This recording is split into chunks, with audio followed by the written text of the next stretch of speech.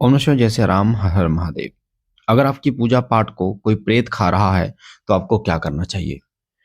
क्या आपकी पूजा पाठ को प्रेत खा रहा है? आप इसे पहचान सकते हैं?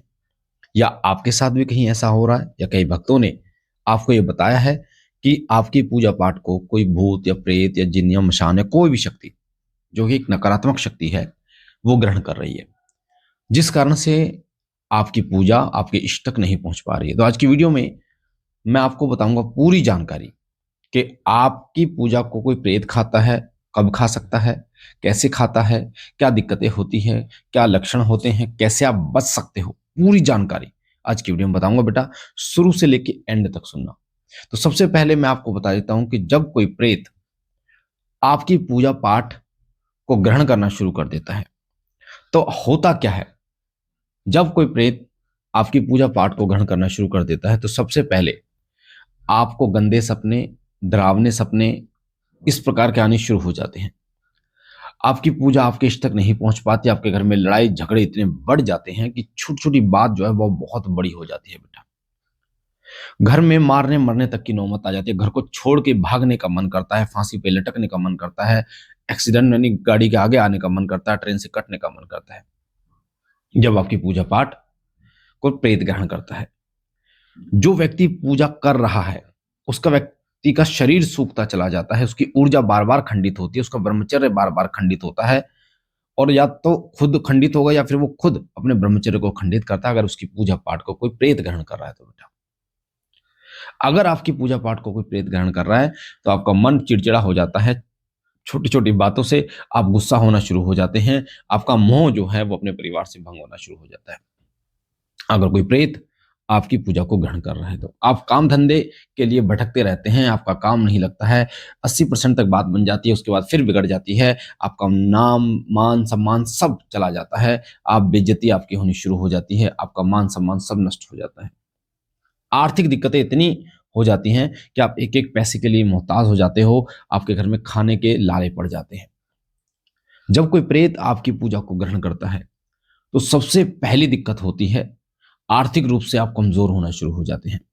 आर्थिक रूप से कमजोर मतलब, यानी कि इस चीज को मैं बार बार बोल रहा हूं बेटा, कि जब कोई प्रेत आपकी पूजा को ग्रहण करना शुरू करता है तो आप आर्थिक रूप से इतने कमजोर हो जाते हैं कि आटे तक के लाले पड़ जाते हैं, सब्जी तक के लाले पड़ जाते हैं, काम बंद हो जाते हैं, बुद्धि काम करना बंद कर देती है, गलत डिसीजन लेना शुरू कर देते हैं, जिससे आपको नुकसान पे नुकसान, नुकसान पे नुकसान होता है। आपकी सेविंग खत्म हो जाती है और कर्जा बढ़ता चला जाता है जब कोई प्रेत आपकी पूजा को ग्रहण करता है। तो सबसे पहले प्रेत आपको आर्थिक रूप से कमजोर करता है। जिसकी घर की पूजा कोई कोई प्रेत ग्रहण करता है, उस घर का मुखिया बीमार होना शुरू हो जाता है। हॉस्पिटलों में वो दवाइयां चल रही पर दवाइयां लगनी नहीं है, लगती नहीं है दवाइयां। हॉस्पिटलों में दवाइयां चल रही हैं, हॉस्पिटल का बिल बढ़ रहा है, कर्जा बढ़ता जा रहा है, और लोगों से कर्जा ले लिया, यानी आपको चारों तरफ से आप घिस जाते हैं जब कोई प्रेत आपकी पूजा को ग्रहण करता है। अब ये तो मैंने आपको लक्षण बता दिए कि जब कोई प्रेत आपकी पूजा को ग्रहण करता है तो क्या क्या लक्षण होते हैं। अब इसमें प्रश्न आता है कि कौन प्रेत, क्या सभी की पूजा को प्रेत ग्रहण करता है? क्योंकि आपके दिमाग में भी ये चल रहा होगा कि कहीं मेरी पूजा को तो कोई प्रेत ग्रहण नहीं कर रहा। तो मैं आपको बता दूं बेटा, आपकी जानकारी के लिए, क्योंकि श्री सिद्ध विश्व शक्ति धाम शिव कृपा चैनल पर आपके भ्रमों को दूर किया जाता है, क्योंकि एक बच्चे का ये प्रश्न था तो इसलिए मैंने आपको ये वीडियो बनाई। और अगर आपको कोई प्रश्न हो तो आप मुझे व्हाट्सएप पे या कमेंट में इसमें जरूर डालिए, ताकि मैं आपके उस प्रश्न का उत्तर तरीके से दे सकूं, आसान शब्दों में दे सकूं। हर व्यक्ति की पूजा को प्रेत ग्रहण नहीं करता, इस बात को आपको अपने दिमाग में डालना पड़ेगा। हर प्रेत के अंदर वो सामर्थ्य नहीं होता कि वो आपकी पूजा को ग्रहण कर पाए। मैं दोबारा बोल रहा हूं, हर प्रेत के अंदर वो सामर्थ्य नहीं होता कि वो आपकी पूजा को ग्रहण कर पाए। हर प्रेत में इतना बल नहीं होता है, और सभी की पूजा को कोई प्रेत ग्रहण नहीं करता। कई लोग इस अचंभे में रहते हैं, कई लोग इन भ्रमों में रहते हैं कि हमें कोई संकेत पहले मिलते थे अब नहीं मिलते, कहीं हमारी पूजा को कोई प्रेत ग्रहण नहीं करता। ये सब बेवकूफी वाली बातें हैं।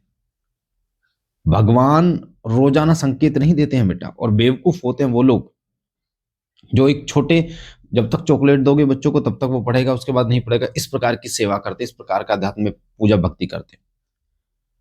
भगवान जब भी या आपके इष्ट जब भी आपको संकेत दे उसके बाद आपको भूल जाना है, अपने कर्म पे लग जाना है। ऐसा नहीं है कि वो आपको रोजाना संकेत देंगे बेटा, ऐसा नहीं होता है। पहले अनुभव होते थे, अब बंद हो गए, पहले ये होता था। बेटा आप गलत दिशा में जा रहे हो, भटक चुके हो। भगवान रोजाना संकेत नहीं देते हैं, आपके हाव भाव, आपका भाव भी बदलता रहता है बेटा। या तो आपका भाव एक जैसा हो, भाई आपका भाव एक जैसा रहेगा तो भगवान आपको चांदों संकेत दे रहे हैं, पर आपका भाव बदल रहा है, आपका ब्रह्मचर्य भी खंडित होता है, आप ग्रस्त भी होते हैं, आप टेंशन में भी होते हैं, आप उस हिसाब से पूजा नहीं कर पाते। इन चीजों का प्रभाव बेटा आपकी पूजा पर पड़ता है। तो जब आप इतनी सारी चेंजेस आपके साथ हो रहे हैं तो अनुभव आपको सेम ही होंगे, ऐसा कैसे हो सकता है?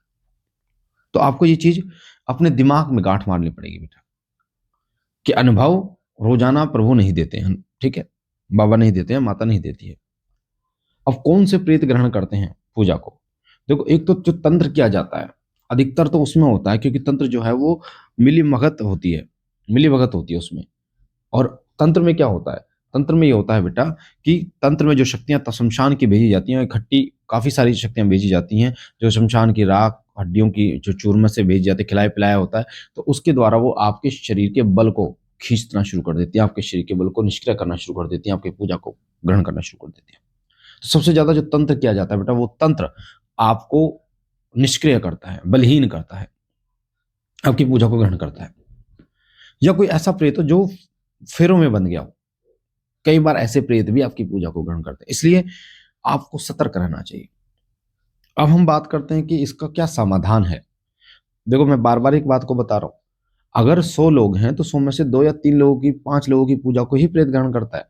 तो आप ऐसा ना सोचे कि आपकी भी पूजा को, जो इस वीडियो को देख रहे हो, सुन रहे हो, कि हमारी भी पूजा को कोई प्रेत ग्रहण कर रहा है, इसका मतलब, क्योंकि नेगेटिव जल्दी सोच लेते हैं लोग। तो ऐसा नहीं है कि आप हर व्यक्ति की पूजा को प्रेत ग्रहण करता है। अब कैसे बचे वो ध्यान रखिए। सबसे पहले, अगर आपको ऐसा लगता है कि पूजा को ग्रहण कर रहा है, जो संकेत मैंने आपको बताया, तो उस टाइम पूजा बंद कर दीजिए, दीप जलाना बंद कीजिए और भोग लगाना बंद कर दीजिए। तो आप देखेंगे, आप 15 दिन इसे करके देखेंगे या 1 हफ्ता करके देखेंगे, तो आपको बहुत शांति मिलेगी। आपको जो बहुत बारीकी से आपको ये देखना पड़ेगा कि आप 1 हफ्ते या 15 दिन तक, जब आप 1 हफ्ते 15 दिन तक पूजा बंद कर देंगे, भोग बंद कर देंगे, दीप जलाना बंद कर देंगे, तो आप देखेंगे कि आपके घर में सुख शांति होनी शुरू हो जाएगी। नहीं, पहले जो बहुत भसड़ थी, परेशानी थी, वो धीरे धीरे वहीं रुक जाएगी, बढ़ेगी नहीं। तो इस प्रकार से आप पहचान सकते हैं कि आपकी पूजा को कोई प्रेत ग्रहण कर रहा है। यानी जो रास्ते बंद थे, जब आप पूजा बंद करेंगे तो वो, क्योंकि पूजा के द्वारा ही उस प्रेत को बल मिल रहा है, और जितना उसको बल मिले, यानी कि आप दुश्मन को बलवान करते जा रहे हैं ना बेटा। भाई दुश्मन को तो बलवान नहीं, बलहीन करना है हमें, पर आप क्या कर रहे हो? दुश्मन को बलवान करते जा रहे हो। तो जब आप पूजा बंद कर देते हो, तो पूजा का, दीप का भोग उसको मिलता नहीं है प्रेत को, तो वो कैसे फिर बलवान होगा? बलवान नहीं होगा तो फिर आपके घर में परेशानियां तो बंद नहीं करेगी। तो इस प्रकार से आप देख सकते हैं, 15 दिन 1 हफ्ते करके देखेंगे तो आपको पता चलेगा। जब आपको आराम मिले तो आप पूजा को 1.25 महीने तक बंद कीजिए। उसके बाद किसी अच्छे भक्त पर, उसके पास जाकर अपने विषय में बताइए और पूर्ण रूप से जानकारी लीजिए और आगे का मार्गदर्शन लीजिए। तो मुझे आशा है ये महत्वपूर्ण जानकारी आपको पसंद आई होगी। हम मिलते एक नई जानकारी के साथ, तब तक के लिए ओम नमः शिवाय, जय श्री राम, हर हर महादेव।